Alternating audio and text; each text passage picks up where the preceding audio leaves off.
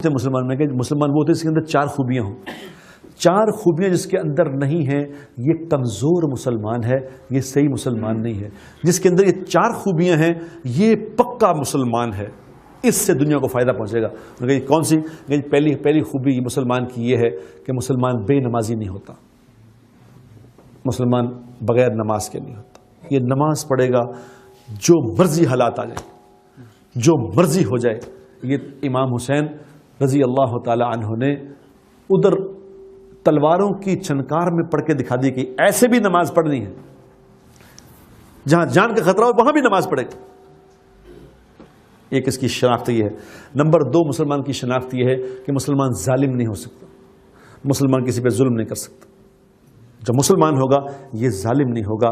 Number تین اس کے اندر خوبی یہ ہے کہ مسلمان کبھی جھوٹ نہیں بول سکتا، مسلمان جھوٹا نہیں ہو. اللہ کے نبی نے فرمایا کہ میرا امتی سب کچھ کر سکتا ہے، سب گناہ کر سکتا ہے، لیکن میرا امتی جھوٹ نہیں بول سکتا. اور نمبر تین، میرا امتی کسی کو دھوکہ نہیں دے سکتا. مسلمان دھوکہ دینے والے نہیں ہوتے، چیٹر نہیں ہوتے مسلمان. تو وہ کہنے لگی کہ یہ ساری باتیں تو مسلمانوں میں یہاں ہیں.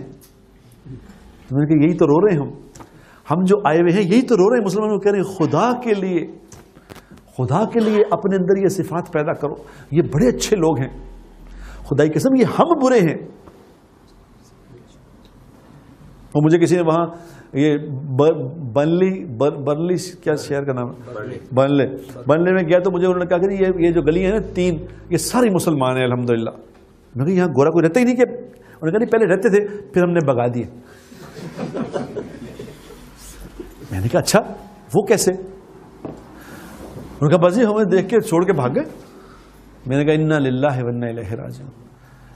کہ ظالموں اگر تم صحیح مسلمان ہوتے تمہیں یہ پتا ہوتا کہ ہمسایہ کیسا ہوتا ہے، ہمسائے کے ساتھ کیا معاملہ کرنا ہے. اگر مسلمان ہمسائے بن کے ان کو دکھا دیتے تو خدا کیسے مسلمان نہ ہو جاتے. اگر مسلمان سے ہمسایہ بن کے دکھا دیتے کہ ہمسائے کا ہمسائے پہ کیا حق ہے. جبرائیل علیہ السلام کہتے ہیں کہ اتنے حقوق بتائے ہمسائے کے، اتنے حقوق بتائے کہ مجھے ڈر ہونے لگا کہیں وراثت میں بھی حصہ دار نہ بنا دیں. اتنے حقوق ہیں ہمسائے کے کہ جب وہ بیمار ہو جائے اس کی تیمارداری کرو، جب کوئی گھر میں چیز اچھی پکاؤ اس کو بھی دو، جب کوئی فوت ہو جائے جنازے میں جاؤ.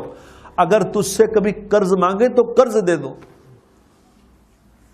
اور حضور اکرم صلی اللہ علیہ وسلم نے فرمایا جس کو اللہ اور آخری دن پہ یقین ہے، اس کا مفہوم ہے جو اللہ اور آخری دن پہ یقین رکھتا ہے اسے چاہیے اپنے مہمان کا اکرام کرے اور اپنے ہمسائے کو نہ ستائے. کسی کا ہمسائے کو ستانے سے کیا مراد ہے کہ میں اسے نہ ستاؤں؟ فرمایا نہیں، یہ نہیں کہ تم نہ ستاؤ، فرمایا وہ تمہیں ستائے تم برداشت کرو. یہ مطلب ہے اس کا. تو یہ اگر مسلمان ہم بن جاتے، یہ مسلمان میں دوستوں محنت سے بنتے، خود بخود نہیں بنتے، خود بخود نہیں بنا کرتے. یہ تو محنت ہے. یہ جو تبلیغ کی محنت ہو رہی ہے اس بات کی محنت ہو رہی ہے کہ ایمان یقین اتنا مضبوط ہو جائے کہ اللہ کی نافرمانی کا کوئی دل میں شائبہ بھی نہ رہے. اور یہ جو محنت ہو رہی ہے میرے دوستوں، یہ ایسی زبردست محنت ہے خدا کی قسم.